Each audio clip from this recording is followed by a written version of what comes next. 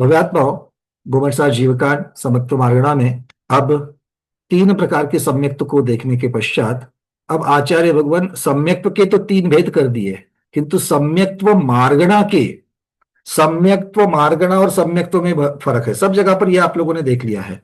मार्गणा में और सम्यक्त्व में क्या फर्क है? सम्यक्त्व मुख्यतः से किसी विशिष्ट चीज का एक नाम है, सम्यक दर्शन, और उस सम्यक दर्शन का स्वभाव ये सम्यक्त्व है, तत्वत्व। और सम्यक्त्व मार्गणा में क्या है? तो उस स्वभाव के अनुसार जीवों की खोज करना, जीवों को चेक करना कि भाई ये सम्यक्त्व है या नहीं है। तो जब भी मैं मार्गणा कह रहा हूं, हमें दो चीजें मिलती है, या तो वो स्वभाव मिलता है या तो स्वभाव नहीं मिलता है। तो यहां पर स्वभाव मिलने के तीन भेद मिल गए, क्षायिक सम्यक दृष्टि या क्षायिक सम्यक्त्व कहिए, क्षायोपशमिक सम्यक्त्व और औपशमिक सम्यक्त्व, ये तीन जिनमें सम्यक्त्व पाए जाते हैं, उन जीवों के तीन प्रकार मिल गए। अब जिनमें सम्यक्त्व पाया नहीं जाता है, इनके भी तीन भेद है, इसीलिए सम्यक्त्व के तीन भेद है और मार्गणा के छह भेद है। बात समझ में आ गई? बहुत बार लोग पूछते हैं कि भैया ये सम्यक्त्व नहीं है, एक साइड में तो सासाधन सम्यक्त्व, सम्यक मिथ्यात्व को या फिर मिथ्यात्व को, इन सब को तो हम लोग सम्यक्त्व नहीं मानते हैं, तो फिर इनको मार्गणा में लेने की क्या जरूरत थी? तो विषय के अनुसार जिनमें पाया जाता है, जिनमें नहीं पाया जाता है, दोनों की चर्चा वहां पर होती है।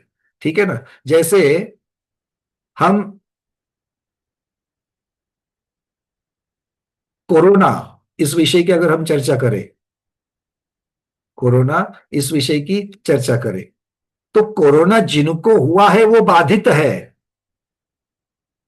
तो कोरोना बाधितों की चर्चा करेंगे तो बाधितों की चर्चा होगी। किंतु कोरोना विषय की चर्चा करोगे तो वैक्सीन की अपेक्षा से तो बाधितों को तो दिया ही जाएगा, किंतु जिनको नहीं हुआ है उनको भी दिया जाएगा, ताकि फिर से ना हुए। बस समझ में, एक विषय की अपेक्षा से।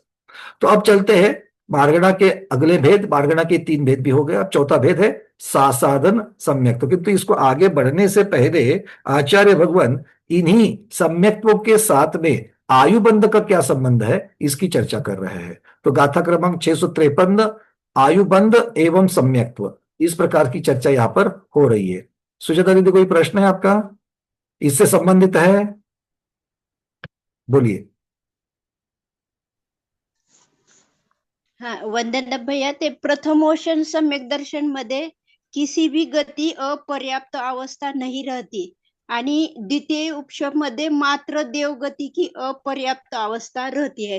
तो देवगति मध्ये कशी कल अपर्याप्त मैंने इसका अवस्था? विस्तार किया था ना दीदी, कि अगर मान लो कोई उपशम सम्यक्त्व में द्वितीय उपशम सम्यक्त्व की अपेक्षा से वर्णन किया गया है कि द्वितीय उपशम सम्यक्त्व के साथ में अगर किसी का मरण हो जावे तो भी अभी तक उस सम्यक्त्व का काल बाकी है, इसलिए जीव द्वितीय उपशम सम्यक्त्व को साथ लेकर के अगली गति में जाता है, और ऐसे जीव की नियम से देवगति होती है।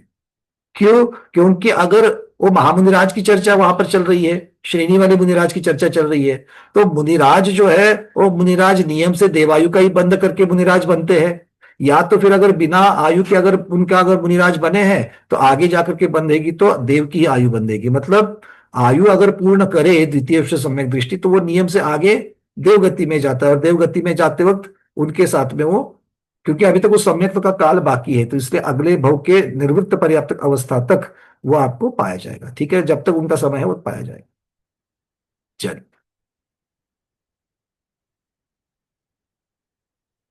तो हम लोग अब देख रहे हैं यहां से गाथा क्रमांक, चलिए अगली,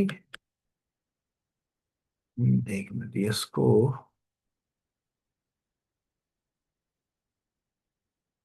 नहीं ये वाली तो नहीं।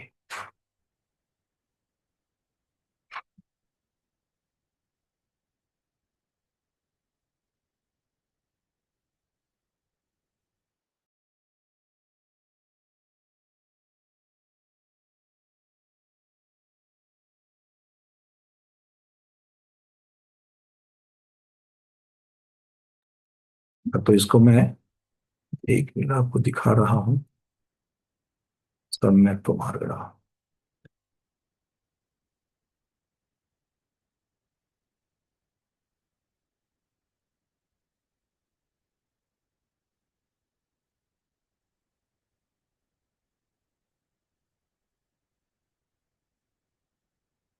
दिख रहा है सबको?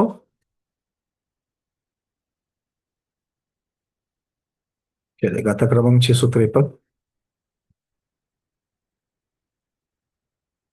चत्तारि विखेत्तायिन् आउगबन्धेन होदि सम्मत्तम् अणुवद महवद्दायिन् न लहि देवा उगम मोत्तुम। वो कहते हैं चारों गति संबंधी आउग बंध मतलब आयु का कर्म का बंध हो जाने पर भी होदि सम्मतम मतलब सम्यक दर्शन होने से पहले अगर जीव ने कोई भी आयु बांधी हो, कोई भी बांधी हो, अभी कौन सा सम्यक दर्शन, शायिक हो, औपशमिक हो या फिर क्षमिक हो, कोई भी हो, इसके पहले अगर किसी जीव ने अगर आयु बांधी है तो भी उसे सम्यक दर्शन हो सकता है। क्योंकि कोई भी आयु बंध का जो सत्व है वो सम्यक तो होने से रोक नहीं सकता जीव को। किंतु अनुव्रत और महाव्रत देवायु के अतिरिक्त अन्य आयु के बंध होने पर प्राप्त नहीं होता। अनुवद महवत्तवाई महवद्दाइन मतलब अनुव्रत और महाव्रत ये न लह ही होते ही नहीं है। कब? अगर देवायु का बंध नहीं हुआ है। अर्थ क्या हो गया कि देवायु को छोड़ करके अगर कोई तीन प्रकार की आयु, मनुष्य आयु क्यों भी ना हो, नरक की आयु क्यों ना हो या फिर तिर्यंज की भी आयु क्यों ना हो, अगर वो बंध गई है तो अनुव्रत महाव्रत जीव के नहीं होते। और यहां पर देखा देखी की चर्चा नहीं चल रही है। अरे बाप रे, ऐसा है क्या, आज ही उठ करके मैं नियम ले लेता हूं, वो वाली बात नहीं चल रही है। ये अंदर से उमड़ने वाली भावना, उस अनुव्रत महाव्रत लेने से मुझे फायदा है और मैंने लेने चाहिए, ये जो भाव है, और कुछ भी प्रकार के मजबूरियों की चर्चा वहां पर नहीं है। क्यों? क्योंकि हम लेना तो चाहते हैं, साथ में मजबूरियां गिनाते हैं,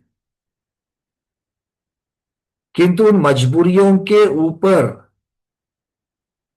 विरोध के ऊपर, बाधाओं के ऊपर जीत हासिल करके जो नियम लेकर के उसको बरकरार पालन करता है उसकी चर्चा यहां पर हो रही है। और हर कोई जो पालन करता है वो निर्दोष नहीं होता, वो सदोष ही होता है।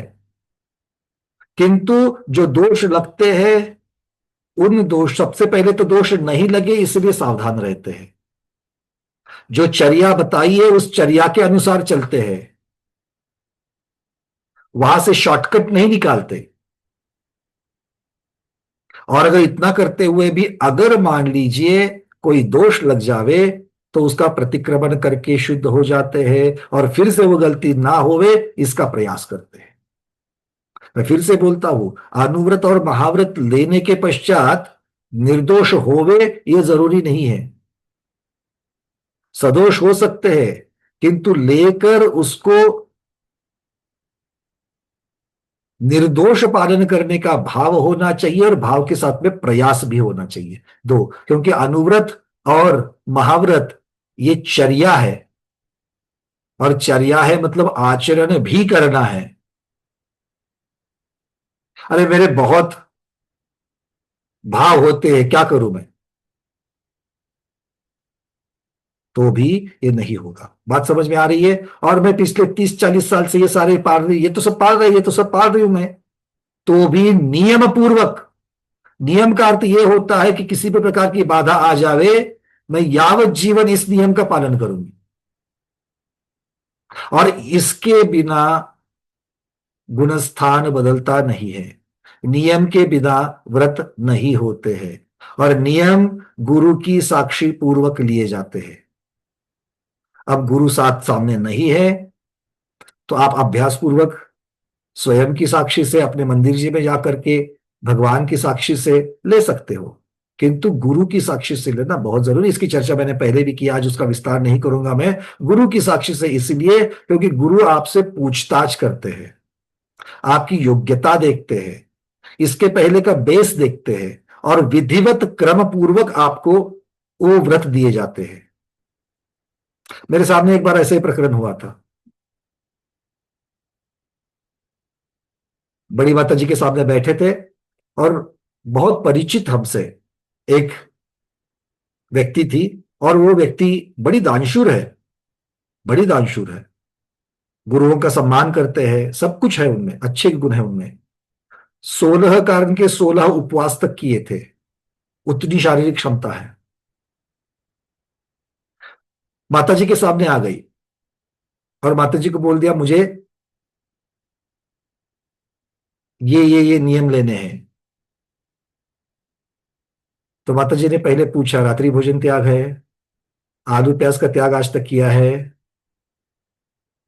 तो बेसिक चर्चा करने के पश्चात माता जी ने उनको बता दिया, बेटा ये पहले कर लेना, इतने इतने दिन, इसके बाद में आप आ जाओ, मैं कर दूंगा। ये होते हैं गुरु। नहीं तो सामने वाला मुझे पूछ रहा, "हाँ, ले लो, नियम है तुम्हारा आज से।" अरे बोलो, पलेगा नहीं पलेगा, शक्ति आ गई, उसने क्या किया क्या नहीं किया है, ये भी देखना बहुत जरूरी होता है। और ये मैं आप लोगों को क्यों बता रहा हूं?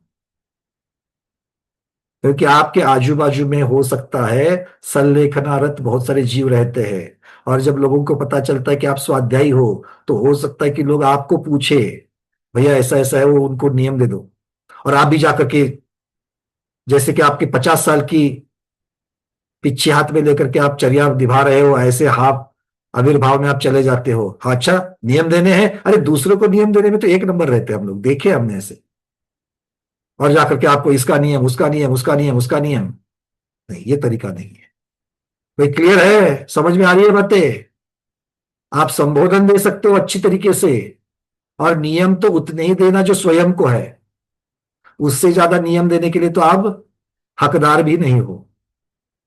आपको वहां पर उनको बताना पड़ता है। इससे ज्यादा अगर आपको नियम है तो गुरुओं से लेना, आजकल तो सारी पर्याय उपलब्ध है, वीडियो कॉल के ऊपर आप गुरु उनके पास से ले सकते हो, ठीक है ना। हाँ, जिनको फोटो से, मोबाइल से, वीडियो कॉल से परहेज है, उनकी चर्चा अलग है, ठीक है ना, उनको उनके हाल पर हम छोड़ देते हैं। आगे चलते हुए गाथा पता चल गई कि नहीं चल गई? आप लोग ना चर्चा करते हुए जो बहुत विषयांतर में लेके जाते हो, है ना। कौन लेके जाता है? आप ही लेके जाते हो, मैं नहीं जाता हूँ। देखो दूसरों को किस प्रकार से बोलते लगा देते हैं। वही बातें समझ में आ रही है, महत्वपूर्ण बात है, आपको पहले से पता है, इसमें ज्यादा कुछ बात करने की जरूरत नहीं है। और एक बात होती है कि ऐसी गाथा आज तक तो हम लोगों ने गुरुमुख से सुना होता है, ऐसी गाथा इस ग्रंथ में आई है, ये देखने के पश्चात उसके ऊपर हमारा और अविभाग प्रतिच्छेद बढ़ जाते हैं। बढ़े के नहीं बढ़े, कितने बढ़ गए, 5%, 10%, कितने बढ़ गए, चेक करते रहना, ठीक है, पासबुक अपडेट करते रहना। आगे बढ़ते हैं। आप, मतलब एक बात तो हमको पता चल गई कि आयु का बंध, किसी भी आयु का सत्व जो है, वो सम्यक दर्शन को ग्रहण करने में आड़े नहीं आता है। किंतु खोटी आयु जिसको कहा जाता है, नरक तिर्यंच मनुष्य की आयु, ये व्रत लेने में बाधक बन सकती है, उसका सत्व है जो बाधक बन सकता है। चलिए, अब चलते आगे, गाथा क्रमांक 654, सासादन सम्यक दृष्टि का लक्षण। सासादन इस शब्द में साथ है स आसादन, अर्थात आसाधना सहित, विराधना सहित। क्या है? अब इसका गाथा क्रमांक 19 में गुणस्थान प्ररूपना में बहुत डिटेल्स में हमने वर्णन देखा है सासादन का। थोड़ी सी रिवीजन 5-10 मिनट में कर लेते हैं। चलिए गाथा आपको आपके सामने रख देते हैं। गाथा सामने आ गई आपके, 654 दिख रहा है आपको। चलिए सब लोग बोल देते हैं। नयमिच्छतम पत्तो सम्मत्तादो यज्जोय परिवरिदो सो शासनोत्तीर्णयो पंचम भावेन संयुक्तो। इस गाथा में दो चीजें कही गई है, एक पूर्वार्ध में और एक उत्तरार्ध में। गाथा के पूर्वार्ध में सम्यक सासाधन सम्यक्त्व जो है, उसका स्वरूप बतलाया गया है। और उत्तरार्ध में आचार्य भगवान कह रहे हैं कि सासाधन सम्यक दर्शन जो है वो पंचम भाव है। तो दोनों की चर्चा हम लोग करेंगे। एक तो सासाधन, सासाधन की चर्चा में आचार्य भगवान इसका क्या कह रहे हैं कि जो अणयमिच्छत्तम, ठीक है, और उसके पहले कहा पत्तो सम्मत्ता दो, जो सम्यक्त्व से तो च्युत हुआ है किंतु मिथ्यात्व को प्राप्त नहीं हुआ है। अब दो ही चीजें होती है, एक तो सम्यक्त्व नहीं तो मिथ्यात्व। सम्यक्त्व को, आपके घर में ट्यूबलाइट है ना, ट्यूबलाइट, और आपके घर में बल्ब भी है कि नहीं है? तो जो वो एलईडी बल्ब है, बटन बंद करे तो एलईडी बल्ब बंद, चालू तो चालू। ट्यूबलाइट का ऐसा है क्या? ट्यूबलाइट चालू करने के पश्चात पहले टुक टुक फिर चालू होती है ना? तो शुरुआत में टुक टुक, तो उसमें उसके पास दो चीजें हैं। अच्छा, वो जो टुक टुक होता है उसको आप ट्यूबलाइट लगना कहते हो, या उसके बाद में जो कंटिन्यूस ऑन है उसको ट्यूबलाइट लगना कहते हो? तो कार्य सिद्धि कब मानी जाती है? वो शुरुआत में दो बार झुकझुक करती है उसको कहते हैं, या उसके बाद में बरकरार है उसको कार्य सिद्धि मानी गई थी, है ना? फर्क समझ में आ गया ना आपको? हाँ, तो ये वाली बात है। ठीक है, तो यहां पर भी ऐसी ही बात है, या तो सम्यक्त्व या तो मिथ्यात्व, ऑन या ऑफ, ऐसा नहीं इसके बीच में ये झुकझुक वाली बात है ना, इसमें ये दूसरा और तीसरा गुण स्थान है। मतलब ना ये बंद है ना ये चालू है, फिर भी काम का तो कुछ का नहीं है। आ गई बात समझ में? तो ये बीच वाले दो और दूसरा और तीसरा गुणस्थान ऐसा ही, तो उसके दूसरे गुणस्थान की चर्चा चल रही है। तो बोले सम्यक्त्व से तो गिर गया, किंतु मिथ्यात्व को तो प्राप्त नहीं हुआ है, ऐसी ये अवस्था है, इसे सासादन कहते हैं। अब यहां पर महत्वपूर्ण बात यह है कि कौन से सम्यक्त्व से गिर गया, कैसे, कौन से सम्यक्त्व से गिर गया? आचार्य कहते हैं प्रथमोपशम से गिर गया, किंतु ऐसा एकांत नहीं है। जय धवला, कषाय पाहुड़, इनकी अपेक्षा से, गुणधर भगवान और यति वृषभाचार्य महाराज, इनकी अपेक्षा से ये द्वितीयोपशम से भी हो सकता है। अर्थात मोटा मोटी में इसको उपशम सम्यक्त्व से गिर गया जीव, जो मिथ्यात्व में नहीं पहुंचा है, वही सासादन में जाता है। इसको सासादन गुणस्थान में जाने का दूसरा रास्ता नहीं है। कोई क्षयिक सम्यक्त्व से नीचे गिरता नहीं है। क्षयोपशमिक सम्यक दृष्टि गिरता तो है, किंतु वो तीसरे या पहले गुणस्थान में जाता है, कभी भी दूसरे गुणस्थान में नहीं जाता। चौथे से नीचे जाने के दो ही रास्ते हैं। ऊपर चढ़ने का रास्ता चौथे से पांचवें में भी जा सकते हो, चौथे से सातवें में भी जा सकते हो, ऊपर के रास्ते हैं। किंतु नीचे वाले रास्ते, ऊपर जाने के भी दो रास्ते, नीचे जाने के भी दो रास्ते। नीचे तीसरे में भी आ सकता है चौथे से, या फिर पहले में आ सकता है, चौथे से दूसरे में नहीं जाता। दूसरे में आने का रास्ता कौन सा है? एक ही रास्ता है चौथे से दूसरे में आने के लिए, और वो है उपशम सम्यक्त्व। बिना उपशम सम्यक्त्व के दूसरे में नहीं जाएगा। और दूसरे से निकलने का रास्ता एक ही, नियम से मिथ्यात्व गुणस्थान में ही जाएगा। दूसरे से निकला तो पहले में ही जाएगा, ये बात समझ लेना। अब आते हैं दूसरे भाग की तरफ। आचार्य भगवान कह रहे हैं पंचम भावेन संयुक्तो। पंचम भाव, आचार्य भगवान यहां पर पांचवा भाव कह रहे हैं। सब लोगों को मालूम है जीव के पांच भाव होते हैं, है कि नहीं है? तो सब लोग, अब आपने हाथ ऊपर किए, आप लोगों को मालूम है कि पांच भाव कौन से होते हैं। उसमें से पांचवा मतलब पारिणामिक भाव। तो आचार्य भगवान को कहना है सासादन सम्यक्त्व ये जीव का पारिणामिक भाव है। ठीक है ना? हाँ, यहां तक की बातें तो अब तक मानते थे। अब कुछ तो सूक्ष्मता में भी जानना है, तभी तो गवर्नमेंट सार पढ़ने के लिए बैठे हैं। आचार्य भगवान कहते हैं पारिणामिक भाव, जो अभेद रूप से पारिणामिक भाव कहा जाता है, जिसको जीवत्व, भव्यत्व, अभव्यत्व, ये तो तीन माने गए पारिणामिक भाव के। वो मीनाक्षी दीदी तभी से वहां से हाथ ऊपर कर रही है कि भैया उसमें तो सासादन का नाम नहीं है, आप क्यों जोड़ रहे हो उसके साथ में? जीवत्व, भव्यत्व, अभव्यत्व है, सासादन का तो नाम नहीं है उसमें। क्या इसको नए को जोड़ दे रहे वहां पर? आचार्य भगवान बोलते हैं रुक जाओ, पहले सासादन पंचम भाव क्यों कहा ये तो समझ लो। ठीक है? तो साधारणतः, सामान्यतः पारिणामिक भाव की परिभाषा क्या करते हैं? जो कर्म निरपेक्ष होते हैं। क्योंकि उसके पहले के चार भाव जो है, क्षायिक, औपशमिक, क्षयोपशमिक और औदयिक, ये जो चार भाव है ये कर्म से संबंधित है। कर्म का क्षय करो तो क्षयिक भाव होते हैं, कर्म का उपशम करो तो औपशमिक भाव होते हैं, कर्म का क्षयोपशम करो तो क्षयोपशमिक भाव होते हैं, और कर्म के उदय में औदयिक भाव होते हैं। ये चार कर्म से संबंधित भाव, और पांचवा कर्म से निरपेक्ष, जिसका कर्म से इन चार क्रियाओं से कोई भी संबंध नहीं है, ऐसा भाव। तो कर्म निरपेक्ष भाव है, और आप सासादन को कर्म निरपेक्ष कैसे कह सकते हो? अगर आपको पंचम भाव कहना है इसको, क्यों प्रमोद जी ऐसे कैसे एक्सेप्ट करेंगे? बोलते मैं नहीं एक्सेप्ट करूंगा। भैया थोड़ा सा चीज ठीक से समझाओ इसको, है ना। एक साइड में अभी जो जो लोग बैठे ना हमारे सामने, जो सीधे एक्सेप्ट नहीं करते, उनके सामने दो चीजें रहती है ना विके साहब। एक तो आज्ञा सम्यक तो से तो लेना ही है, वो तो ले, हम तो वैसे कॉन्ट्रैक्ट करके ही बैठे हैं, भैया आज्ञा सम्यक तो से तो लेना ही है। और दूसरा अधिगम से भी लेना है, तभी तो बैठे हैं, तो समझाओ। तो आचार्य भगवान यहां पर निरपेक्षता की अपेक्षा से उसको सासाधन कह रहे हैं। कौन से निरपेक्षता की अपेक्षा? तो अगर हम सभी 14 गुणस्थानों को देखेंगे, तो उसमें से पहले 4 गुणस्थान अगर हम देखेंगे, तो ये दर्शन मोहनीय कर्म की अपेक्षा से बताए गए हैं, और पांचवें से ऊपर के गुणस्थान जो है वो चारित्र मोहनीय कर्म की अपेक्षा से। तो पहले 4 गुणस्थान दर्शन मोहनीय कर्म का क्षय, दर्शन मोहनीय कर्म का उपशम, दर्शन मोहनीय कर्म का क्षयोपशम, या दर्शन मोहनीय कर्म का उदय, इनकी अपेक्षा से होते हैं।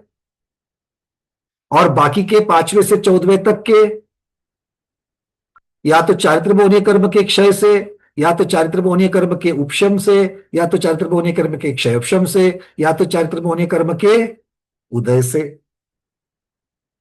इस प्रकार से ये होते हैं। तो अगर हम दूसरे गुणस्थान की चर्चा करो, तो ये पहले 4 के सेट में आता है, हाँ या ना सुमन दीदी? ठीक है ना, पहले 4 के सेट में आएगा दूसरा। तो इसकी चर्चा होनी चाहिए दर्शन मोहनीय कर्म के संबंध में। तो दूसरे गुणस्थान होता क्यों है? दूसरा गुणस्थान होता क्यों है? आप कहोगे अनंतानुबंधी चतुष्क में से कोई भी एक प्रकृति उदय में आने की वजह से, है ना। तो इसीलिए इसको तो औदयिक कहना चाहिए, इसलिए इसे औदयिक कहना चाहिए। तो आचार्य भगवान कहते कि भाई औदयिक कहते, किंतु हमने पहले नियम बना लिया है। नियम बना लिया मतलब उसकी अपेक्षा से वर्णन कर रहे हैं। बहुत सारी चीजें सच होती है, उस एक ही चीज से संबंधित होती है, किंतु हम एक ही चीज से संबंधित जब चर्चा करते हैं, तो उस चर्चा की अपेक्षा से ही हमारा कथन होगा। पूर्णिमा दीदी यहां पर स्वाध्यायी की अपेक्षा से बैठे, हम उनको स्वाध्यायी करके ही बात करेंगे उनसे। वो माँ है, वो पत्नी है, इसकी अपेक्षा से हम चर्चा नहीं करेंगे। बात समझ में आ गई? तो वैसे ही यहां पर दर्शन मोहनी की अपेक्षा से होता है, पहले 4 को हमने बता दिया था। तो दर्शन मोहनी की अपेक्षा से कौन से कर्म है? दर्शन मोहनी कर्म की कौन सी प्रकृतियां है? मिथ्यात्व, सम्यक मिथ्यात्व और सम्यक्त्व। इन तीनों प्रकृति का क्षय, क्षयोपशम, उदय, उपशम, ऐसा कुछ भी दूसरे गुणस्थान में हो रहा है क्या? नहीं हो रहा। मतलब दर्शन मोहनीय कर्म के निरपेक्ष होने की वजह से इस गुणस्थान में दर्शन मोहनीय कर्म की तीनों प्रकृतियों के साथ में कोई भी प्रक्रिया ना होने की वजह से इसको पारिणामिक कहा गया है। यह प्रधानवत कथन हो गया। अब आपने गौण किसको किया? ये अनंतानुबंधी चतुष्क को में से किसी का भी उदय आने पर होता है। इसीलिए अगर कल कोई बने कि ये औदयिक गुणस्थान भी है, तो इससे हमारा निषेध नहीं है, हमारा इसके साथ निषेध नहीं। यहां पे आप जो कह रहे हो वो ठीक है, किंतु यहां पर चर्चा दर्शन मोहनी की अपेक्षा से चल रही है, इसलिए हमने इसको पारिणामिक कहा। बात समझ में आ गई? तो ये पारिणामिक कहने का वो वाला पारिणामिक और ये वाले पारिणामिक में ये एक भेद हो गया। वो कर्म निरपेक्ष है, ये दर्शन मोहनीय निरपेक्ष है। अब दूसरा और एक मुख्य भेद उस पारिणामिक में और इस पारिणामिक में, वो ये है कि जो साधारणता से जो पारिणामिक भाव उमा स्वामी महाराज ने कहे हैं, जीवत्व, भव्यत्व, अभव्यत्व, ये अनादिकाल से जो जीव के साथ लगे हुए हैं, वो अनंत काल तक जीव के साथ लगे रहते कि नहीं रहते हैं? अगर हम जीवत्व की चर्चा करें तो अनादिकाल से अनंत काल तक जीवत्व जीव के साथ लगा है। कोई जीव जीवत्व छोड़ करके अजीवत्व को प्राप्त होता है क्या? नहीं होता है। मतलब उसके साथ जीवत्व अनादि अनंत बन गया। अभव्यत्व, अनादि से लेकर लगता है, वो जीव कभी भी अभव्य को छोड़ता नहीं है और अभव्य ही बना रहता है अनंत काल तक। किंतु अगर हम भव्य की चर्चा करें तो अनादिकाल से वो भव्य था, किंतु जैसे ही 13वें गुण स्थान में प्रवेश करता है, वो भव्य भव्य के परे चला जाता है, तो उसको वहां पर ना भव्य कहते ना अभव्य कहते हैं। मतलब वो शांत है, अनादि शांत कहलाएगा। ठीक है। तो इस प्रकार से मोटा मोटी में अगर हम प्रधान वर्णन देखेंगे तो पारिणामिक भावों के अनादि अनंत या अनादि शांत, इस प्रकार से इनके भाव को देखा जाएगा। अब यहां पर सासादन को अगर देखा जाए तो सासादन गुणस्थान को अगर देखा जाए तो आचार्य भगवान कहते हैं ये गुणस्थान शांत है। ये गुणस्थान शांत भी है और सादी भी है। सादी क्यों है? क्योंकि जब तक प्रथमोपशम नहीं हुआ तब तक दूसरे में नहीं आ सकता है, और प्रथमोपशम कब हुआ ये आप बता सकते हो। व्यवहार काल की अपेक्षा से आप कहीं पर भी रोक करके आइए, यहां पर इनको प्रथमोपशम हुआ था और ये यहां से गिर करके आए थे, तो इसकी आदि है कि नहीं है? आदि है, इसलिए ये सादी बन गया। और सासादन गुण स्थान शांत है कि नहीं है? अरे कितनी देर पकड़ करके रख सकते हो उसको? कम से कम एक समय, ज्यादा से ज्यादा 6 अवधि, उससे ज्यादा तो नहीं। तो ये गुणस्थान, क्योंकि जैसे ही सासादन से निकल जाओगे वो पारिणामिक भाव खत्म हो जाएगा, मिथ्यात्व में जाओगे तो औदयिक भाव हो जाएगा वहां पर, मिथ्यात्व के उदय में। तो इस प्रकार से ये सादी शांत है। समझ में आ रही है बातें? तो इस प्रकार से ये जो उत्तरार्ध है, उस उत्तरार्ध में हमें दो नई चीजें मिलती है। सामान्यता पारिणामिक भाव की चर्चा कर्म निरपेक्ष भाव की अपेक्षा से की जाती है, प्रधानता से, किंतु यहां पर प्रधानता दर्शन मोहनीय कर्म की निरपेक्षता की अपेक्षा से बताई गई है। ये पहली बात पता चली। और दूसरी बात, जो सामान्यता से पारिणामिक जीवत्व भव्यत्व अभव्यत्व भाव कहे जाते हैं वो अनादिकाल से है, किंतु यहां पर ये भाव सादी है।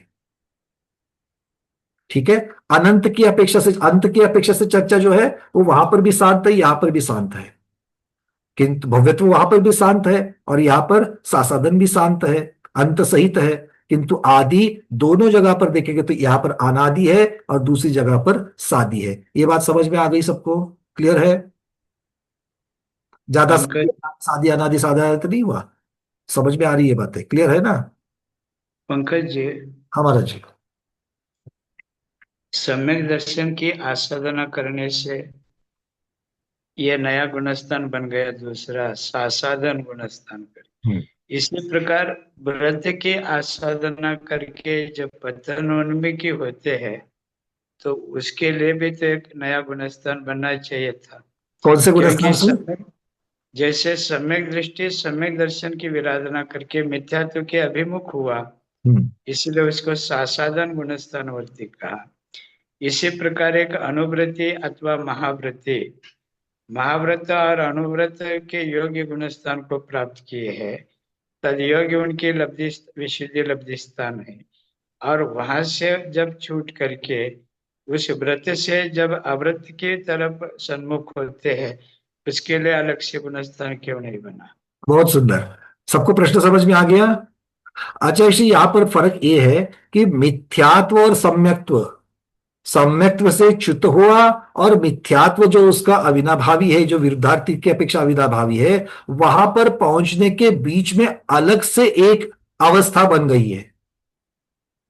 इसीलिए यहां पर सासादन गुणस्थान की निर्मिति है और सिर्फ सासादन की भी नहीं है। तो तीसरा गुणस्थान जो सम्यक मिथ्यात्व है, वो भी सम्यक्त्व और मिथ्यात्व ये दोनों से परे है। मतलब दर्शन मोहनीय कर्म की अपेक्षा जब हम लोग विचार करते हैं, तो सम्यक्त्व को पाना या तो फिर मिथ्यात्व को पाना, सम्यक दृष्टि होना या तो मिथ्या दृष्टि होना, इन दोनों के बावजूद और दो अवस्थाएं जीव की बन सकती है, और उनकी अपेक्षा से वहां पर गुणस्थान बन रहा है। किंतु अव्रति और व्रति, इनकी अपेक्षा से जब वर्णन करते हैं, तो व्रति व्रत से जब च्युत होता है, फिर वो देश व्रत हो या महाव्रत हो, वो नियम से अव्रत में ही आ जाता है।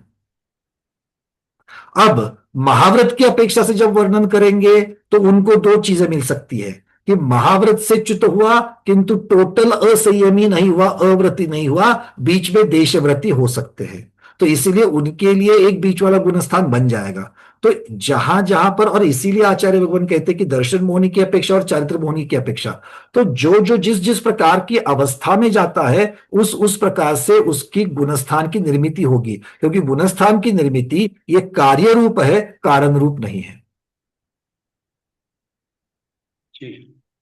तो व्रत में भी हम इस प्रकार से देख सकते हैं कि महाव्रत से अव्रति बनने के बीच में देशव्रति हो सकता है, किंतु देशव्रति को अव्रति बनने के बीच में ऐसी कोई भी अवस्था जीव की नहीं है। अगर होती तो हो सकता है कि और कोई गुणस्थान बन सकता, किंतु सब मिथ्यात्व और जैसे सत्य के बीच में है। जैसे प्रमत्त विरत और अप्रमत्त विरत, प्रमत्त के अपेक्षा दो गुणस्थान बन गए। विरति है माने महाव्रति है, लेकिन प्रमाद युक्त है, और सप्तम गुणस्थान आगे के गुणस्थानों को भी लिया करके विरति है, लेकिन अप्रमत्त है। बिल्कुल। तो व्रत की अपेक्षा छठे सातवें गुणस्थान में भेद नहीं है। हालांकि लब्धिस्थान विशुद्धि लब्धिस्थान अपेक्षा तो है ही है तारतम्यता, लेकिन प्रमत्त और अप्रमत्त के मुख्यता से वहां पर गुणस्थान बन चुके हैं। प्रमत्त यह अंत्य दीपक है और अप्रमत्त यह आदि दीपक। ये विषय अलग हो जाएगा होगा, क्योंकि प्रमत्त अप्रमत्त की अपेक्षा, दीपक की अपेक्षा अप्रमत्तता और भी बरकरार है, और उसके नीचे के गुणस्थान में प्रमत्तता बरकरार है। किंतु जब हम अभी, जैसे आपने प्रश्न उठाया कि मिथ्या दृष्टि और सम्यक दृष्टि की अपेक्षा से बीच में अगर गुणस्थान बनता है, तो फिर अव्रति और व्रति ये दो ही चीज हो जाती है, क्योंकि व्रतियों के फिर अलग अलग भेद हो जाएंगे। व्रतियों के भेद में देशव्रति हो जाएंगे, महाव्रती हो जाएंगे, महाव्रतियों में प्रमत्त वाले अप्रमत्त वाले हो जाएंगे, उसके साथ साथ में फिर वीतरागी और सरागी ये भी भेद हो जाएंगे। तो ये विषय, मतलब जो भेद उसके अंदर अंदर हो रहे हैं, वो तो भेद की चर्चा अलग है, किंतु अव्रति और व्रति इनके बीच में जाने के लिए और तीसरा कोई रास्ता नहीं हो सकता। जब तक हम देशव्रति और महाव्रति को अभेद रूप से लेंगे, उनको हम लोग व्रति कहेंगे, तो उन व्रति और अव्रतियों में और कुछ भी रास्ता बीच में नहीं बनेगा, और इसीलिए अलग से गुणस्थान उसके लिए नहीं है। ये इसका इस तरीके से कह सकते हैं। दूसरी अभी जो बात चली थी ना, शासदन जो परिणाम है, अब यहाँ पारिणामिक भाव में भव्यत्व अभव्यत्व और जीवत्व भाव को पारिणामिक भाव कहा।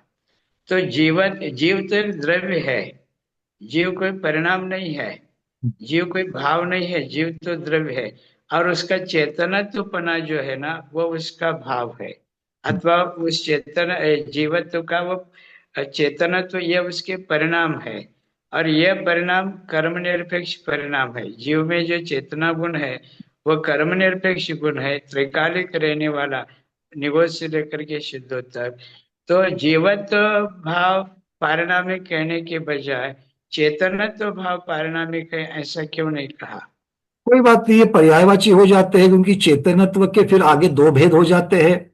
क्योंकि चेतनत्व अकेले जीव के साथ में ही होता है, तो जीव कहो तो ये गुणी हो जाएगा, और चेतनत्व कहो तो गुण हो जाएगा। तो यहाँ पर गुण और गुणी इन दोनों को अभेद रूप से इन्होंने कथन किया है, और अभेद रूप से कथन किया है क्योंकि भाव जो होते हैं वो गुण के अपेक्षा से भाव होंगे, किंतु भावों का स्वामी जो है वो तो हमेशा गुण ही हो जाएगा। तो इसीलिए जब आप गुण के, क्योंकि भाव जो है वो गुण के गुणांश की अपेक्षा से भाव की तरतमता पाई जाएगी, तो भाव हमेशा गुण के साथ लगा हुआ है, किंतु इन सबका स्वामी कौन है? तो वो गुणी है। तो आगम में, जैनागम में गुण और गुणी इनको अभेद रूप से भी वर्णन होता है, और अगर कहीं जरूरत है तो भेद रूप से भी उनका वर्णन होता है। तो यहां पर उसको अभेद रूप से किया है। और जब उपयोग की चर्चा करते हैं तो उसी चेतनत्व को, वो भेदरूप पर्याय की अपेक्षा से देखते हैं, क्योंकि अब जो ज्ञानोपयोग और दर्शनोपयोग या उपयोग जो है वो मुख्यतः से चेतन पर्याय, चेतन जो गुण है उनकी अलग अलग पर्याय बन गई है। तो इसीलिए भेदरूप कथन फिर पर्याय रूप कथन जब करना है तो उस अपेक्षा से वर्णन करेंगे, स्वामी की अपेक्षा गुण और गुणी की अपेक्षा वर्णन करेंगे तो अलग तरीके से। क्योंकि जैसा जीव जीव एक द्रव्य कर्म निरपेक्ष है, इसी प्रकार अन्य जो पुद्गल धर्म अधर्म आकाश काल, ये द्रव्य भी तो कर्म निरपेक्ष ही है। कोई द्रव्य ऐसा नहीं जो कर्म से निष्पन्न हुआ हो। जीव भी कर्म निरपेक्ष ही जीव द्रव्य है। तो उसका पारिणामिक भाव, भाव माने उनका जो स्वभाव, स्वरूप, गुण, धर्म, ये चेतनत्व को लिया हुआ गुण है। तो ये कर्म निरपेक्ष है ऐसा कहना था, जबकि द्रव्य को ही यहाँ पर नहीं, पारिणामिक। जीव और जीवत्व में फर्क तो है ही है, क्योंकि जीव और जीवत्व में क्या फर्क है? तो एक का वर्णन जो है वो भाव की अपेक्षा से वर्णन है, दूसरा जो वर्णन है वो द्रव्य की अपेक्षा से किया जा सकता है, मतलब काल की अपेक्षा किया जा सकता है, द्रव्य की अपेक्षा किया जा सकता है या क्षेत्र की अपेक्षा से किया जा सकता है। तो जीव ये शब्द, जैसे हम जीव पदार्थ कहते हैं, जीव भाव कहते हैं, तो द्रव्य क्षेत्र काल भाव की अपेक्षा से तो उनकी अलग अलग परिणति, क्योंकि वो भेद रूप कथन हो जाएगा, एक अभेद रूप कथन और एक भेद रूप कथन, इस अपेक्षा से हम लोग उसको देख सकते हैं। और जीव ये भाव कहा ही नहीं है, जीवत्व यही भाव कहा है, और जीवत्व का ही पर्यायवाची शब्द चेतनत्व है। जी, जीव का जीवत्व, जीव मालिक, उसका जीवत्व गुण, और जीवत्व गुण कहो या चेतनत्व गुण कहो, ये दोनों ही समान पर्यायवाची हो जाएंगे। माने जीव आधार है और चेतन तो आधे ही है। बिल्कुल इस तरीके से कह सकते हैं। द्रव्य के आश्रित गुण रहता है। बिल्कुल। तो भव्यपना और अभव्यपना का जो भाव है वो हम्म। भी तो जीव में ही रहता है। हम्म। और ये भव्य और अभव्य के भाव परस्पर में विलक्षण रूप है, विपरीत दो टोक के भाव है। इसलिए भव्यत्व भाव और अभव्यत्व भाव ये जीव के भाव है, अन्य पुद्गल आदि द्रव्यों के भाव नहीं है। तो इसका कथन करने के पीछे कर्म सापेक्षपना ही तो रहा। बस क्योंकि वो सूत्र ही जो है जहां पर पारिणामिक भावों की चर्चा की गई है उमा स्वामी महाराज ने, वहां पर मुख्यतः से वो कर्म की अपेक्षा से ही वर्णन है सारा का सारा। पहले चार उन्होंने जो बताए हैं वो कर्म के सापेक्ष है, और पांचवा एक कर्म के निरपेक्ष है, इस अपेक्षा। इसीलिए आगम में कोई भी एक चीज का एकांत नहीं किया जाता है। देखो यही उदाहरण है, यहां पर स्वयं आचार्य भगवान, यहां पर सिद्धांत चक्रवर्ती महाराज इसको पारिणामिक भाव कह रहे, पंचम भाव कह रहे हैं। अब पंचम भाव कहेंगे तो आप बोलोगे कि भाई ये कर्म का निरपेक्ष कैसे हो जाएगा, क्योंकि उदय औदयिक भाव जो है सासाधन, ये तो औदयिक भाव हो जाएगा। तो औदयिक आप क्यों कह रहे हैं उसको? कथनचित पारिणामिक है, कथनचित औदयिक है। तो औदयिक जब होता है तो उसको आप पारिणामिक कैसे कहोगे? तो किसी की अपेक्षा से जो वर्णन, सापेक्ष वर्णन जो चल रहा है, उपचार वर्णन जो चल रहा है, उसी की अपेक्षा से उसको देखना पड़ेगा। यहां पर आचार्य भगवान कुछ कहना चाहते हैं, कुछ नई चीजों को यहां पर दिखाना चाहते हैं, सूक्ष्म वर्णन करना चाहते हैं, और वो सूक्ष्म वर्णन कुछ ना कुछ तो टाइटल दिए बिना वो नहीं होगा। तो टाइटल वो दे रहे हैं और उसका फिर क्लियर भी कर रहे हैं उसको कि ये इस अपेक्षा से कहा गया है। ठीक ठीक। चलिए अब, हाँ, और तीन हाथ ऊपर है जल्दी से, क्योंकि मैं अभी और मैं सासाधन की चर्चा कर रहा हूं, तो पहले हम सासाधन की चर्चा पूर्ण करते हैं फिर आपके प्रश्नों को लेते हैं। ठीक है, चलिए। अब ये एक बात है कि ये सासाधन में जितना हमने पाया, अब यहां पर एक चर्चा और चल रही है। वो कहते हैं कि भाई जिस सम्यक दृष्टि ने विसंयोजना द्वारा, अब चर्चा चल रही है द्वितीयोपशम की, चर्चा चल रही है द्वितीयोपशम की। प्रथमोपशम के बारे में तो हमको ज्यादा, भाई ठीक है प्रथमोपशम से गिरता है ये तो पक्का ही है, पर द्वितीयोपशम से भी गिरता है, इसकी जब चर्चा चलती है तो सामने से प्रश्न आते हैं। क्यों?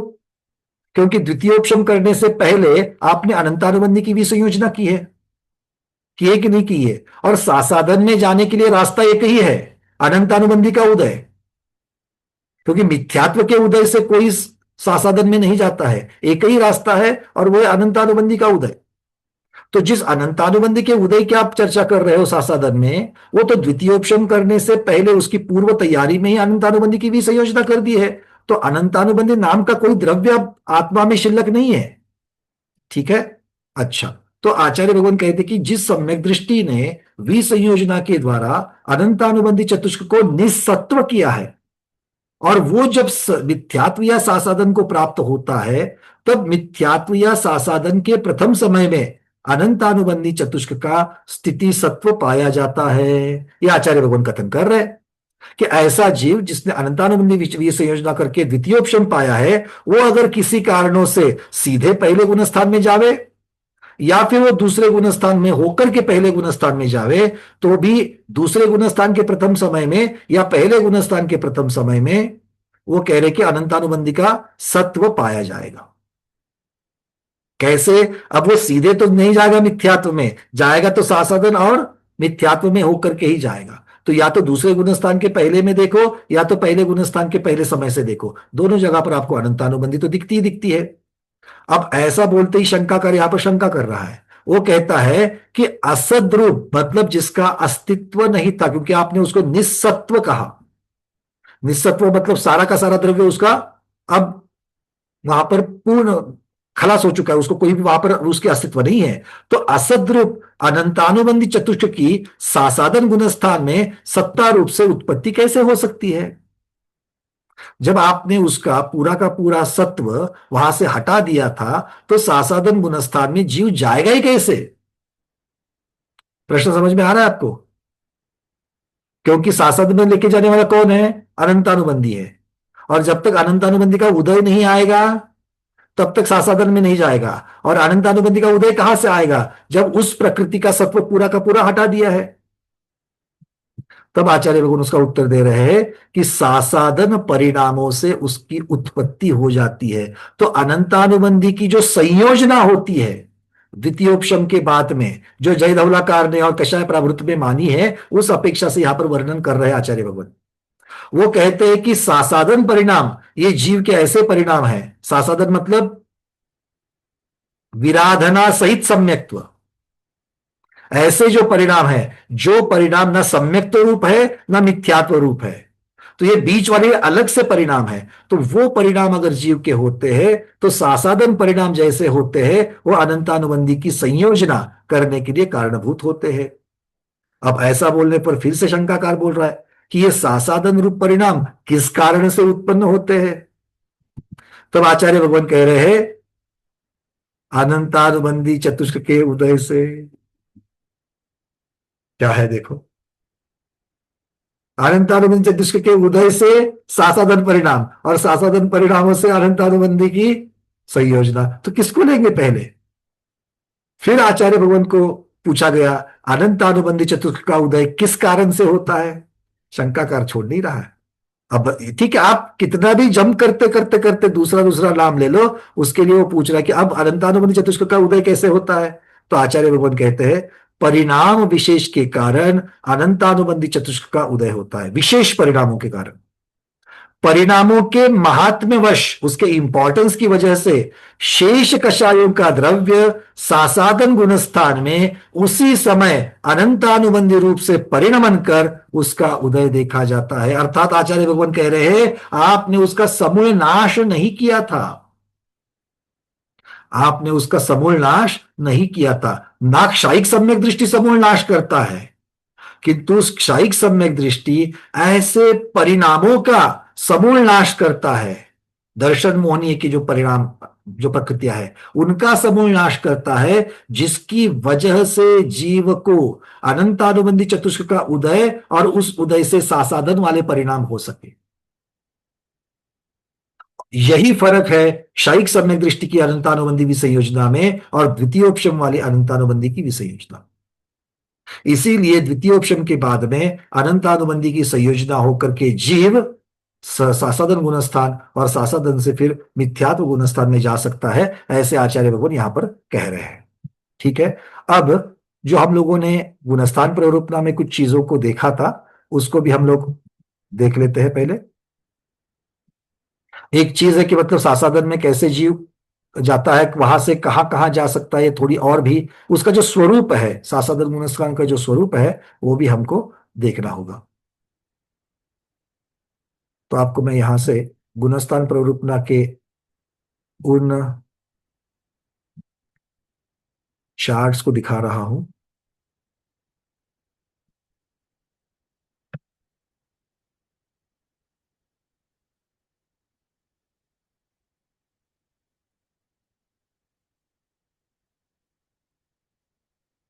तो सासादन गुणस्थान में जीव किन किन अवस्थाओं में प्रवेश करता है, इसका पहला चार्ट।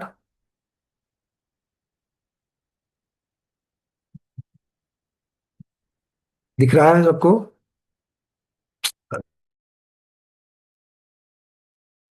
फिर से कर रहा हूं मैं।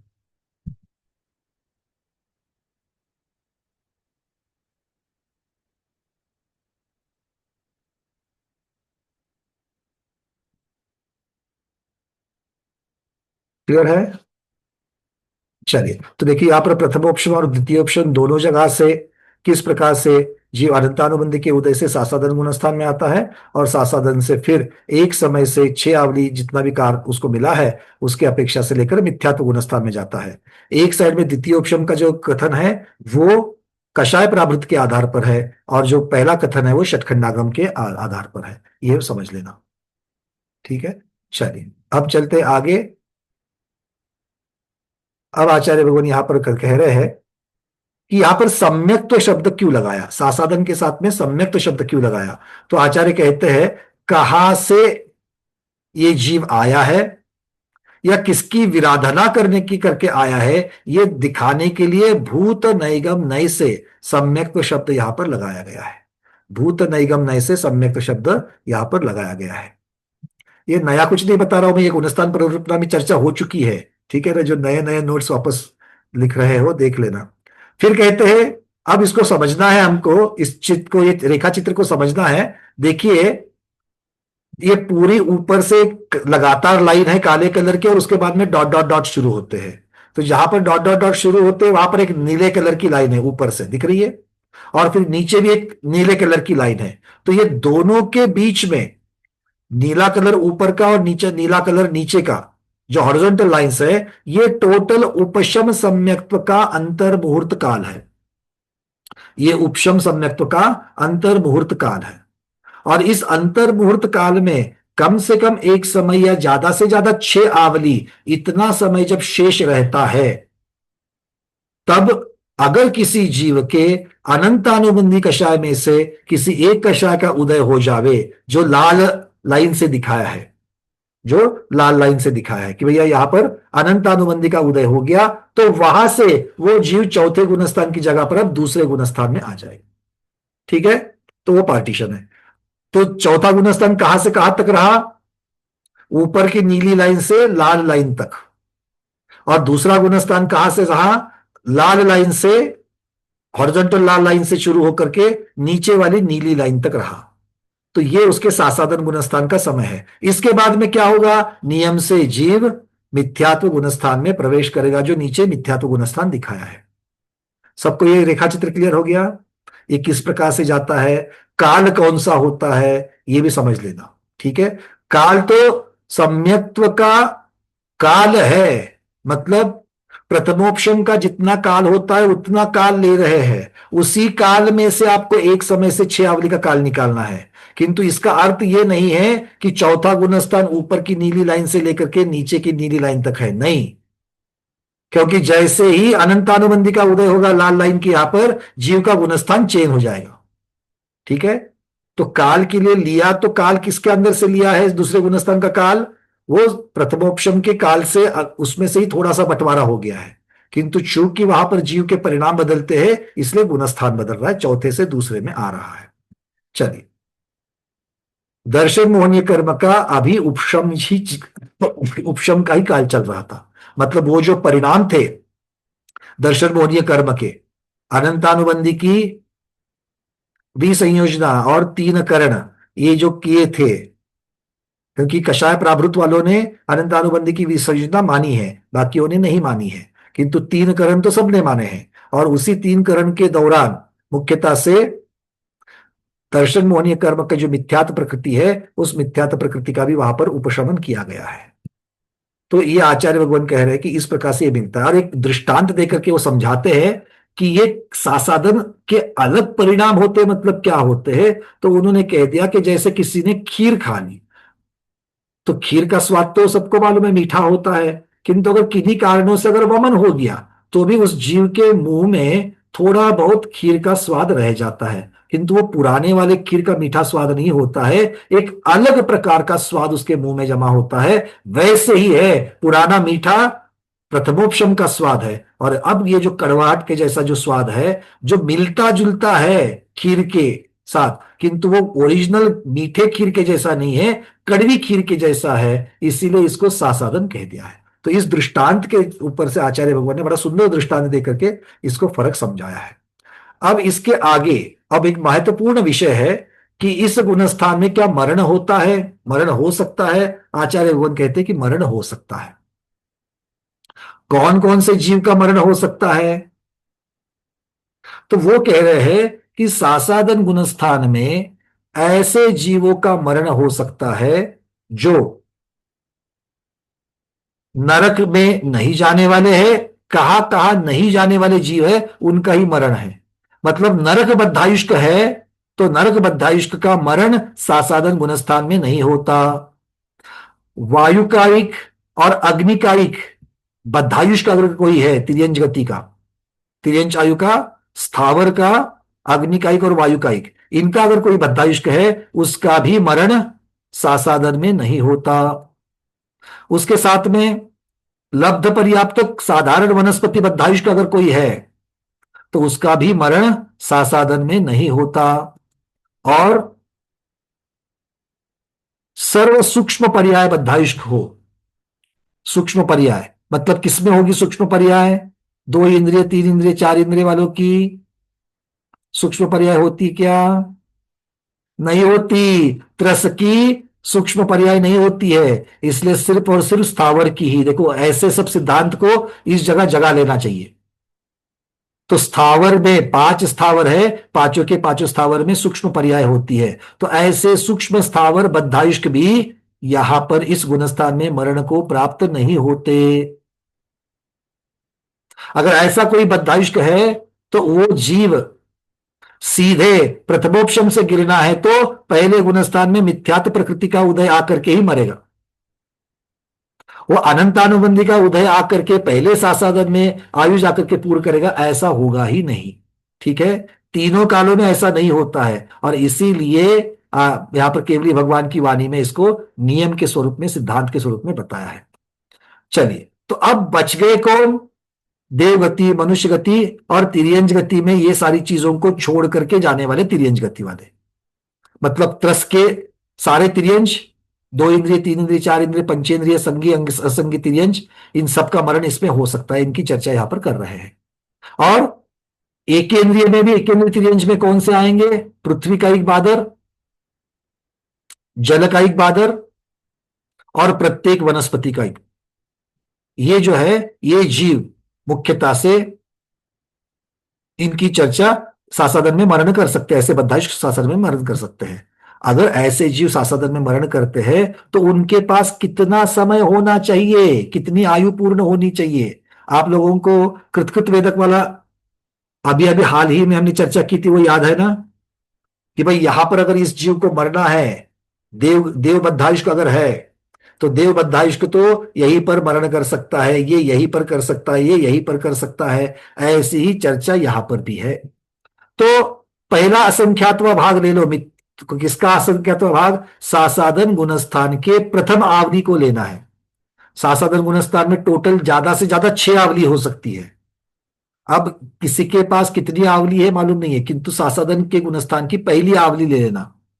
अगर पहली आवली है तो पहली आवली के कितने भाग करने हैं? देखो आपको, 1 2 3 4 5 6 7 और 8, 8 भाग करे हैं, शुरुआत के 8। और ये एक एक भाग कितना है? असंख्यात्वा असंख्यात्वा असंख्यात्वा भाग है। तो आवली के प्रथम 8 असंख्यात्व भाग यहां पर लिए गए हैं। तो प्रथम असंख्यात्व भाग जो है उसमें देवगति में जो देव बद्धायुष्क है, अगर वो सासादन में मरने वाला है तो वो यहीं पर मरण करेगा। प्रथम आवली के असंख्यातवें भाग में ही मरण करेगा देववाला। ठीक है? अरे हाया ना, जिसकी आयु पूर्ण होकर के जिसने पहले से देव आयु बांधी है, कहा जाएगा देव में?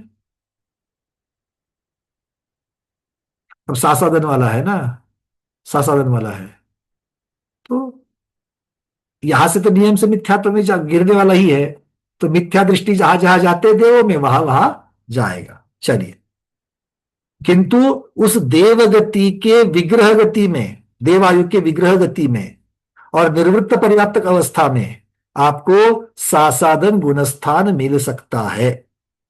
मतलब देव गति के निर्वृत्त पर्याप्तक अवस्था में आपको सासाधन गुणस्थान मिल सकता है, विग्रह गति में भी सासाधन गुणस्थान मिल सकता है, क्योंकि इसमें मरण करेंगे तो इसको ही लेकर के जाएंगे साथ में।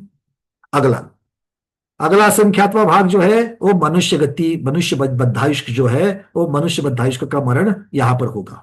मतलब मनुष्य बद्धायुष्क जो है उसके पास कम से कम आवली के असंख्यातवे भाग प्रमाण से ज्यादा आयु चाहिए। बात समझ में आ गई? क्योंकि सासाधन गुणस्थान में आकर के आवली का असंख्यातवा भाग उसको सासाधन में रहना ही होगा, उतनी आयु चाहिए, उसके बाद ही उसका मरण हो सकता है। ठीक है, इस प्रकार से समझ लेना। अगले वाले असंख्यातवे भाग में संगी पंचेंद्रिय तिर्यंश जो है वो वहां पर मरण होगा। उसके आगे वाले असंख्यातवे भाग में असंगी पंचेंद्रिय तिर्यंश, उसके अगले वाले भाग में चतुरेंद्रिय तिर्यंश, उसके अगले वाले भाग में त्रिइंद्रिय तिर्यंश, उसके अगले वाले में द्विइंद्रिय, उसके अगले वाले में एकेंद्रिय तिर्यंश बद्धायुष्क का मरण होगा। तो जो एकेंद्रिय पृथ्वी का एक बादर में उत्पन्न होने वाला है सासाधन के साथ में, उसके पास उतना सारा आवली का असंख्यातवा भाग प्रमाण समय चाहिए, तो उतना समय पूर्ण करके ही फिर उसका मरण होगा। अगर उतना उसके पास आयु नहीं है तो वो सासाधन में जाकर के मरण उसका नहीं होगा। ये आचार्य भगवान यहां पर कह रहे हैं। क्लियर है? तो एक सूक्ष्म चर्चा हम लोगों ने पहले भी की थी, आज उसका रिव्यू हम लोगों ने यहां पर लिया है। फिर चलते आगे, आचार्य भगवान यहां पर कुछ चीजों का रिव्यू कर रहे हैं। वो कहते हैं कि सासाधन में मिथ्यात्व का उदय तो है ही नहीं है, मात्र अनंतानुबंधी का उदय है जो चारित्र मोहनी की कर्म की प्रकृति है। तो फिर सम्यक्त्व की विराधना क्यों मानी है? तो आचार्य कहते हैं अनंतानुबंधी चतुष्क जो है वो द्विमुखी है, वो चारित्र के साथ साथ में सम्यक्त्व का भी पाड़ाव करती है, इसीलिए उसको सम्यक्त्व की विराधना का कारण माना है। सासाधन गुणस्थान में ऊपर के गुणस्थान से गिरकर ही जाया जा सकता है, मतलब चौथे गुणस्थान से ही आने का रास्ता वो भी उपशम सम्यक्त के साथ में है, और निकलने का रास्ता जो है वो सिर्फ मिथ्यात्व वाला ही है। इस प्रकार से आचार्य भगवान यहां पर कह रहे हैं। चलिए, तो अब आपके प्रश्न जो है वो प्रश्न बोलिए, उसके पश्चात अगर समय रहेगा तो हम सम्यक मिथ्या दृष्टि और मिथ्या दृष्टि की जो गाथा है उसको ले लेंगे। चलिए, अर्चना दीदी आपका प्रश्न, फिर प्रमोद जी, फिर हेमांगी दीदी, फिर वनिता दीदी, फिर पूर्णिमा दीदी, फिर मीनाक्षी। नमस्ते वंदना भैया जी। ये अभी जो पहले वाला क्वेश्चन तो जो था हाथ उठा था वो तो क्लियर हो गया, क्योंकि आपने जब द्वितीय क्रम का बताया उससे क्लियर हो गया था। लेकिन अभी ये जो बता रहे थे चार्ट है आवली, हाँ दीदी आपसे संपर्क टूट गया है, आपकी आवाज नहीं आ रही है। सबको आ रही क्या आवाज? नहीं, मतलब उनका नेट शायद निकल गया है।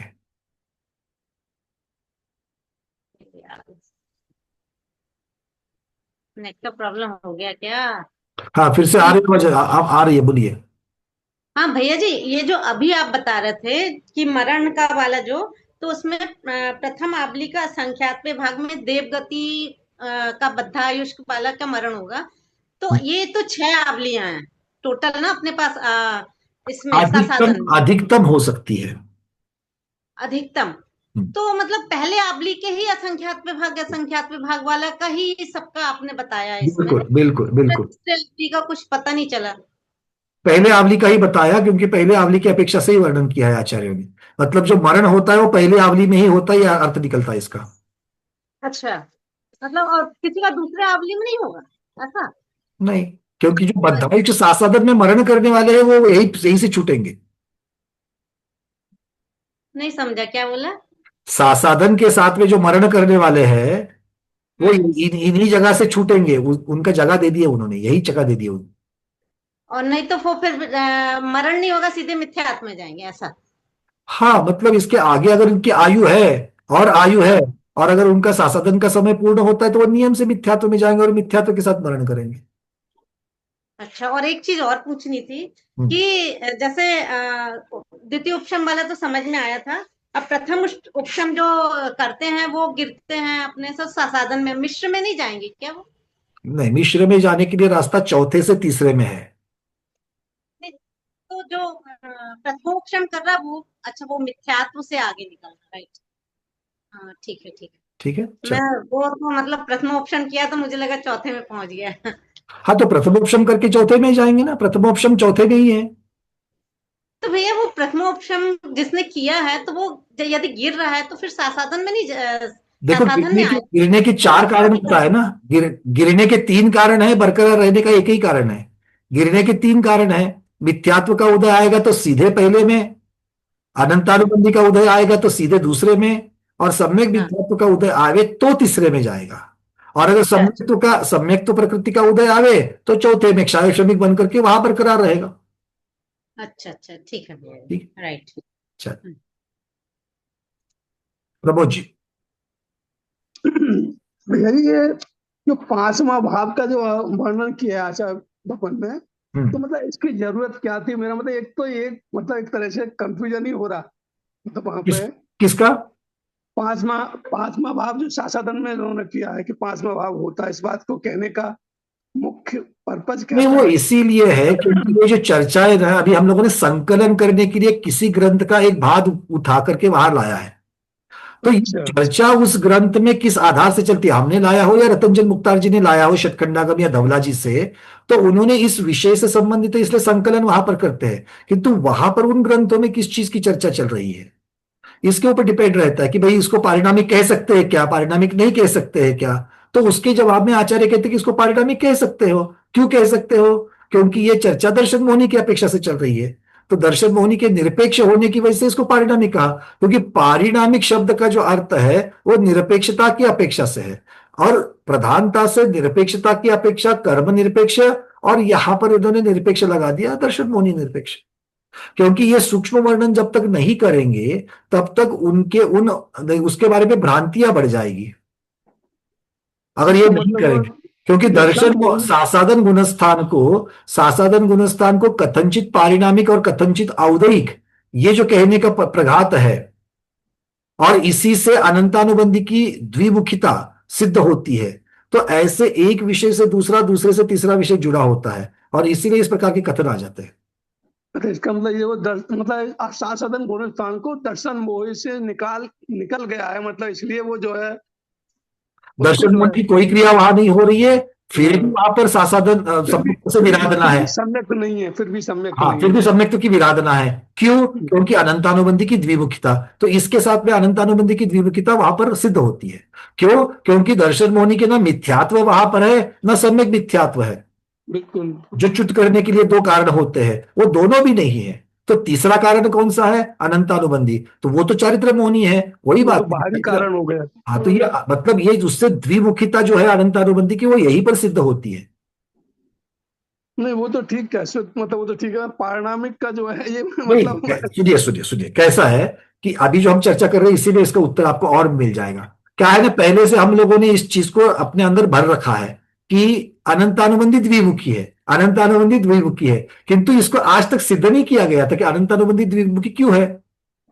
अगर हम यहां हाँ, से चर्चा शुरू करें तो हमें पहले अनंतानुबंधी की द्विमुखिता दिखेगी और फिर हम मानेंगे, और उसकी अपेक्षा से देखेंगे तो फिर इसको पारिणामिक कहना पड़ेगा या औदयिक कहना पड़ेगा, जो भी उसके साथ लगेगा। तो साधन का गुणस्थान इसी की वजह से ये वाक्य सही बात दूसरी जगह कैसे उसको सिद्ध करोगे? नहीं। ये अकेली अनंतानुबंधी, वो भी मिथ्यात्व के अनुपस्थिति में, ये एक ही हाँ, जगह है। गिरा रही है, उसको गिरा रही है। हाँ, ये एक ही जगह है यहाँ पर। बहुत ही अच्छा। चलिए, अगला प्रश्न हेमांगी दीदी।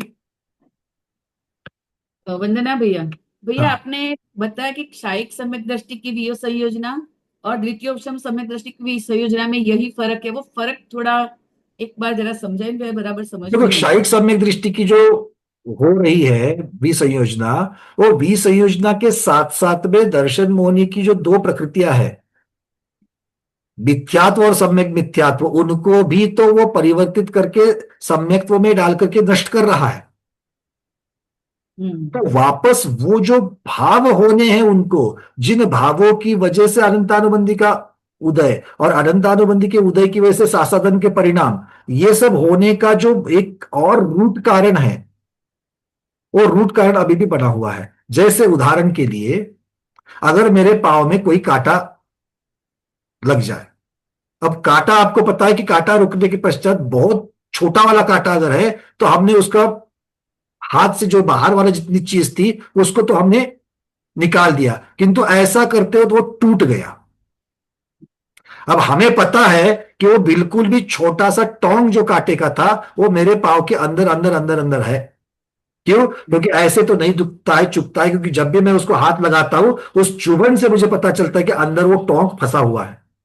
अब जब तक वो अंदर टोक फंसा हुआ है तब तक दर्द होने का आशंका है कि नहीं है? जब तक वो दबता नहीं है तब तक तो क्लियर है, किंतु जिस समय वो दबेगा दर्द पक्का देगा। मतलब दर्द का कारण बरकरार है तो दर्द होगा, वो परिस्थिति आएगी। किंतु अगर मैंने कुछ भी करके, फिर बहुत सारे उसके हम सबके उपाय होते हैं लोक में, वो सब करके अगर हमने वो बचे हुए टोंक को भी अगर बाहर निकाल दिया, तो जब अगर ने दर्द का कारण निकाल दिया तो हम निश्चिंत हो जाते हैं कि अब जाकर के कुछ भी हो जावे वो वाला दर्द मुझे नहीं मिलने वाला है उस टोंक की वजह से।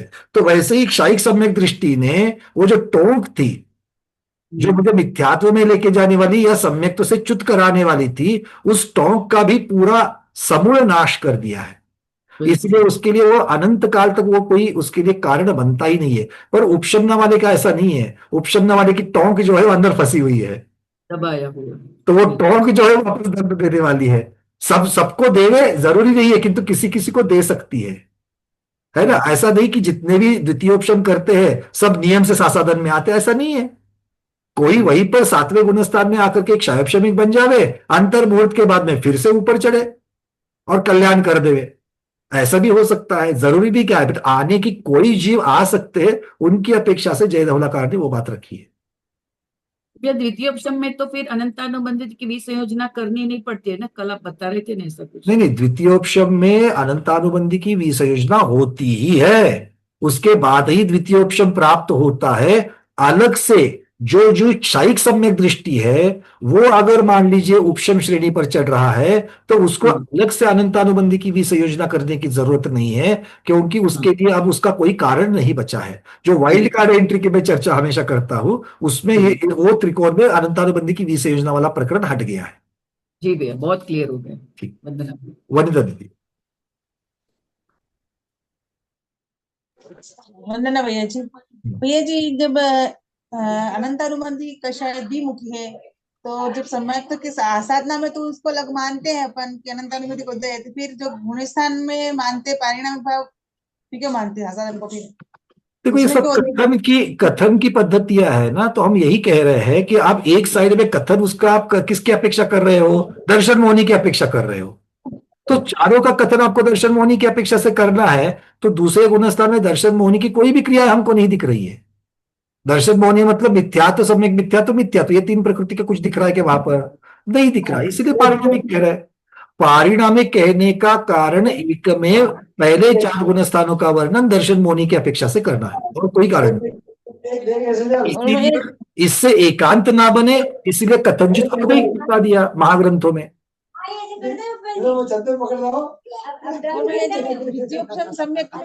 अनंतानुबंधी की संयोजना वापस हो जाती है, प्रथमोपशम में संयोजना नहीं होगी क्या? मैंने ये भी कल क्लियर किया है, मैंने चार्ट पे भी रखा है कि कुछ आचार्य भगवान जो है जय धवलाकार प्रथमोपशम में भी अनंतानुबंधी की विसंयोजना मानते हैं।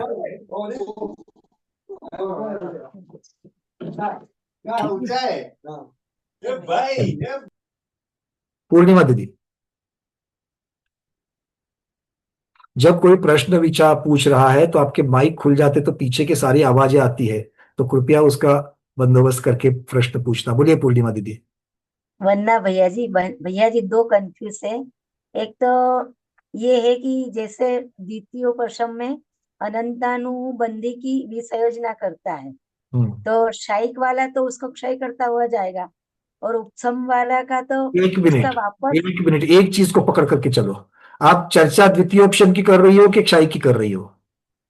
नहीं, क्षयिक सम्यक यानी कि वो क्षय करता है ना, उस टाइम पे क्षयिक सम्यक क्षय करेगा तो क्षयिक उसका सम्यक दर्द। दृष्टि, मतलब कोई क्षयोपशमिक सम्यक दृष्टि क्षयिक बनने जा रहा है, उसकी चर्चा कर रही हो? नहीं, जैसा आपने बोला ना कि अनंतानुबंधी का क्षयिक सम्यक तो उसका क्षय कर समूल क्षय कर देगा, लेकिन जो उपशम वाला है, द्वितीय उपशम वाला है, तो उसका दर्द वापस से उसका अनंतानुबंधी का उथला खाएगा वो। हाँ हाँ तो हाँ, वापस फिर वो उसका आएगा। द्वितीयोपशम में, क्योंकि द्वितीयोपशम में अनंतानुबंधी की विसंयोजना तो करी है उसने, किंतु आचार्य भगवान गुंधर महाराज और इनके जो विशेष, उनको जो प्राप्त हुआ उपदेश उनके परंपरा में, तो उनमें इस प्रकार का उपदेश पाया गया कि वहां पर जीव के इस प्रकार के परिणाम हो सकते हैं जिसकी वजह से अनंतानुबंधी का वापस उदय हो सकता है, क्योंकि वो टेम्पररी अरेंजमेंट थी। क्योंकि अकेले अनंत, देखो, अगर आपको सम्यक्त्व को निराबाध, बिना किसी ऑब्स्टेकल के, हर्डल के, किसी भी बाधा के बिना अगर आपको सम्यक्त्व को पाना है, शुद्ध सम्यक्त्व को पाना है, तो आपको दर्शन मोहनीय कर्म का नाश करना पड़ेगा, हाँ या ना? अकेले अनंतानुबंधी चतुष्क का करके चलेगा क्या? नहीं। तो यहां पर इन्होंने अनंतानुबंधी चतुष्क का तो विसंयोजना कर ली है और बाकी को अंतरकरण के द्वारा चुप कर दिया है। वो कितने समय के लिए है? अंतर्मुहूर्त के लिए है। और एक ही बताया था कि जैसे आपने 8 भाग बताए थे, हम्म। उसके अंदर देव, मनुष्य, पहले वाला कंफ्यूजन क्लियर हुआ क्या? हाँ हाँ हाँ, हाँ, वो ठीक समझ ठीक जाएंगे। ठीक ठीक। तो जैसे ये 8 भाग आपने बताए थे, तो हम्म। वो द्वितीय उपशम के बताए थे कि उपशम के बताए थे वो? मैंने सासाधन के बताए, उपशम के कुछ नहीं नहीं बताए। नहीं नहीं, सासाधन में बताए, प्रथम उपशम के बताए थे, द्वितीय उपशम के बताए थे कुछ? दोनों को लागू हो जाएगा। दोनों में लागू होएगा अब वो, दूसरे, अब देखो, दोनों को लागू मैं क्यों कहता हूं, अभेद रूप से जब कथन कहता हूं तो मैं उपशम को लागू होता कहूंगा। अब चर्चा करो आप किसकी? द्वितीय उपशम की। अभी द्वितीय उपशम की चर्चा करते हुए हमने क्या कहा था? वो तो महामुनिराज है। तो महामुनिराज अगर पहले बद्दायुष के होकर के महामुनिराज बने तो किसका होगा? देवायु का होगा। और अगर कोई भी आयु ना बांध करके अगर मुनिराज बने हैं तो मुनिराज आयु बांधेंगे तो कौन सी आयु बंधेगी?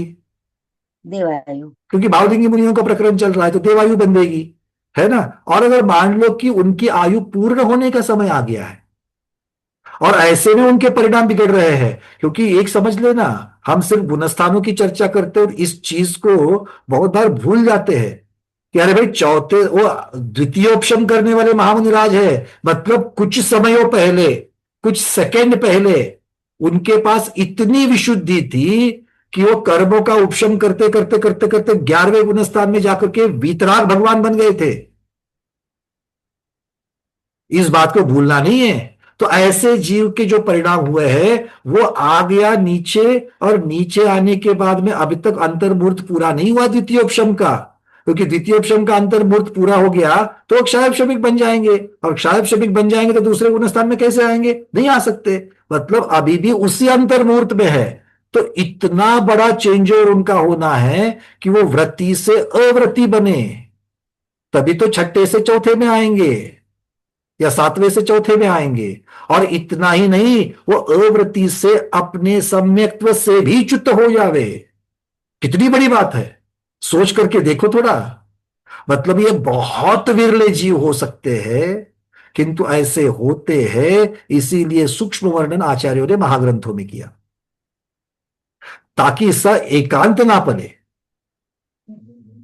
हो सकता है कि शतखंडागम, ये हो सकता है, मैं अपनी बुद्धि से, अल्प बुद्धि से कह रहा हूं कि शतखंडागम में इतनी सूक्ष्मता वाला वर्णन वहां पर नहीं किया होगा, शायद वो वाला उपदेश उन तक नहीं हो गया, मिला होगा, किंतु गुंदर भगवान के पास पहुंचा तो उन्होंने कषाय प्रावृत में लिख दिया इस चीज को। तो खैर, इस बात को सोचते वक्त भी देख लेना ताकि हम अपने प्रश्नों को सीमित कैसे करें। वेग नहीं कर सकते, कुछ भी उठपटांग हम लोग अपना चिंतन नहीं ले जा सकते। तो हमें उस दायरे में, वो ऐसे मुनिराज है जो जहां से अब कुछ समय पहले ऐसे वाले मुनिराज थे, और फिर उनको गिरने की चर्चा जो हम लोग कर रहे हैं, और फिर अगर उन्होंने आयु बांधी होगी तो देव की आयु बांधी है, और देव की आयु बांध करके ऐसे मुनिराज का यहां पर पतन होना है। बात समझ में आ रही है? तो हमको संग्रहित करके ही चलना है इस चीज को, हम कोई निर्णय के ऊपर नहीं पहुंचे हैं। क्यों? इसके साथ में दूसरा भी तो एक वर्णन है कि उपशम श्रेणी के उतरते अगर अगर आयु पूर्ण हो जावे तो देवों में 16 स्वर्ग के और नवग्रह विवेक आदि में भी उत्पन्न हो सकते हैं। मतलब कल्पवासियों में उत्पन्न होने की बात वहां पर करी है। तो कहा कल्पवासी में उत्पन्न होने की बात, और कहा सासादन के साथ में भवनत्रिक आदि में जाने की बात, या कल्पवासी में भी अगर जाएंगे तो भी मिथ्यात्व के साथ जाएंगे उसकी बात है ना। तो देवायु देवगति नहीं चूकने वाली है, जाएंगे कैसे? और इस प्रकार के बद्धायुष्क जो है, वो बद्धायुष्क जो है वो यहां पर किस प्रकार के क्या कहा जाएगा उनको, जो अपने सम्यक्त के, जो अपने संयम से भी च्युत हो चुके हैं और सम्यक्त से भी च्युत हो गए हैं। क्या कहते हो आप उनको? जिनको आधा सागर इच्छा मिलती है, पल्ले के असंख्यात विभाग प्रमाण में अधिक मिलती है। अधिक साधिक। हाँ, सादिक बात नहीं, मैं सादिक की चर्चा तो मैं कह रहा हूं, मैं ये पूछ रहा हूं आप लोगों को, ऐसे देवों को क्या कहते हो? हाँ, सब लोग ऊपर देख रहे हैं, छत के ऊपर लिखा हुआ है, क्या कहते हैं? बोलिए राजेश जी।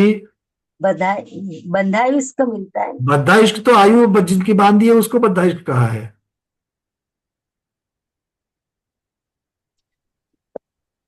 दीपा दीदी को छत पर कुछ तो मिल गया, छत पर देख रही थी वो, बोलो। हाँ, गाता इश्क। मिल गया सबको। हाँ, ये क्यों हुआ था? स्मृति ज्ञानावरण कर्म का क्षयोक्षम, कर्म ज्यादा हावी हो गया, स्मृति में नहीं आया।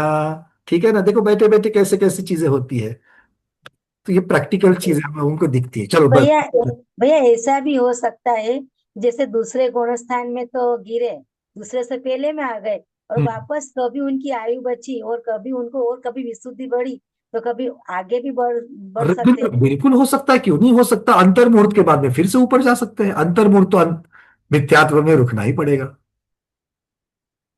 खूब अच्छा अंतर समझ मुहूर्त के में लिए आया। तो रुकना ही पड़ेगा। क्लियर, एकदम क्लियर हो रहा है, बिल्कुल अच्छा ठीक लग है, रहा है। चलिए। मीनाक्षी दीदी।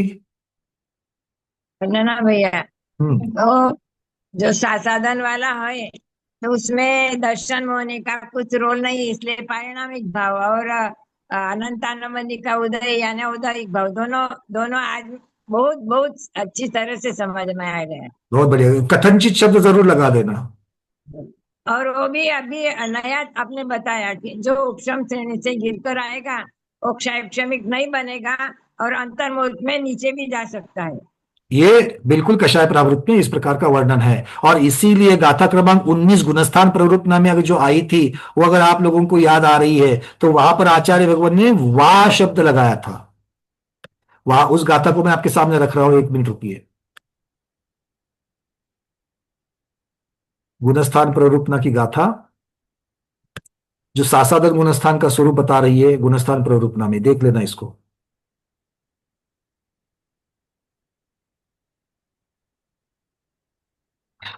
दिख रही है गाथा 19 नंबर की? शब्द क्या लगाए देखिए वहां पर, आदिम सम्मत तद्धा समयादो छावली तीव्वासे से। कह रहे कि आदिम सम्मत अद्धा, अद्धा शब्द भी है, सम्मत शब्द भी है, और आदिम भी है। आदिम का अर्थ होता है प्रथम, सम्मत मतलब सम्यक्त्व, तो यहां पर प्रथमोपशम की चर्चा चल रही है। तो प्रथमोपशम, अद्धा मतलब काल, प्रथमोपशम के काल में से समय अथवा एक समय अथवा 6 आवली, कम से कम एक समय या ज्यादा से ज्यादा 6 आवली। और क्या कहा थी? वा से। ये वा शब्द किसके लिए है? आदिम सम्मतो शब्द जो है, आदिम सम्मत को ये वा शब्द अथवा है, अर्थात मतलब प्रथमोपशम से च्युत होने वाला जीव, या शेष से। अब शेष कौन सा बच गया उपशम में? द्वितीय उपशम बच गया। तो ये बिल्कुल यहां पर षटखंडागम धौला और कषाय प्रावृत जय धौला, ये दोनों का संगम नेमिचंद सिद्धांत चक्रवर्ती महाराज ने किया है। ठीक है, क्लियर है? चलिए।